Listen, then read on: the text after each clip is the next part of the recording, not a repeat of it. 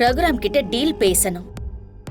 இந்த ஜீவாங்கிற பையனை இனிமே உன் லைஃப்ல வராம நான் பாத்துக்கிறேன். இதுக்கு பதிலா நீ எனக்கு ஒரு ஃபேவர் பண்ணணும்னு கேப்பேன். என்ன கேப்ப? உன் பொண்டாட்டிய பிரசிடென்ட் பதவியில இருந்து ராஜினாமா பண்ண சொல்லு. பை எலெக்ஷன்ல நின்னு நான் ஜெயிச்சு நகரமன்ற தலைவியா ஆயிடுறேன்னு கேப்பேன். சூப்பர்மா.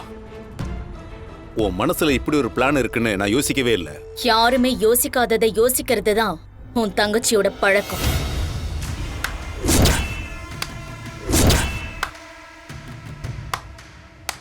அருமை அருமை மேடம். எனக்கு நீதி வாங்க தான் பஞ்சாயத்தை கூட்டினீங்கன்னு நினைச்சேன். ஆனா நீங்க என்னடான்னா என்ன வச்சு உங்க காரியத்தை சாதிக்கலான்னு பிளான் போட்டுட்டு இருக்கீங்க. Good, very good, very good. இல்ல ஜீவா, ஒருத்தர் நம்ப வச்சு கழுத்து இருக்கிறதுல நீங்க டாக்டரேட் வாங்கினவங்க போல. கிரேட். ஆனா இனி எனக்கு உங்க உதவி தேவையில்லை. என் பிரச்சனைய நானே பாத்துக்கிறேன். சரியா? நானாச்சு, எங்க அப்பாவாச்சு. மகங்கிற எனக்கான உரிமையையும் சொத்துல எனக்கான பங்கையும் நானே வாங்கிக்கிறேன். Good bye. ஏய் ஏய் ஜீவா, ஜீவா, ஜீவா, இப்படி பொசுகளை கோச்சுக்கிட்டா எப்படி?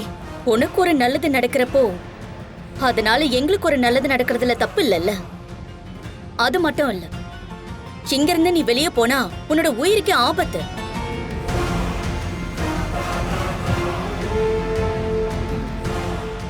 ஆமா ஜீவா, இந்த ஊர்க்காரங்களும் ரகுராம் ஃபேமிலியும் உன் மேல கொலை வெறியில இருக்காங்க. நீ எங்க கூட இருக்கிறதா உனக்கு சேஃப். இங்க பாருங்க, நீங்க உங்க காரியத்தை சாதிச்சுட்டு என்ன கழட்டி விட்டீங்கன்னா உங்களை நான் எப்படி நம்புறது? அப்படியெல்லாம் நடந்துக்க மாட்டோம் ஜீவா. நான் உன் கூட கடைசி வரைக்கும் இருப்பேன். உன்னை எந்த இடத்துலயும் யாருக்காகவும் விட்டு கொடுக்கவே மாட்டேன். உனக்கு நிச்சயமா நல்லது பண்ணுவேன். நல்லது பண்ணுவேன், நல்லது பண்ணுவேன்னு சொல்றீங்க. ஆனா இது வரைக்கும் நீங்க எதுவும் பண்ணதா தெரியலையே. வெறும் வாய்ப்பேச்சா தானே இருக்கு. அண்ணா, ஒரு 10 லட்சம் எடுத்துட்டு வா.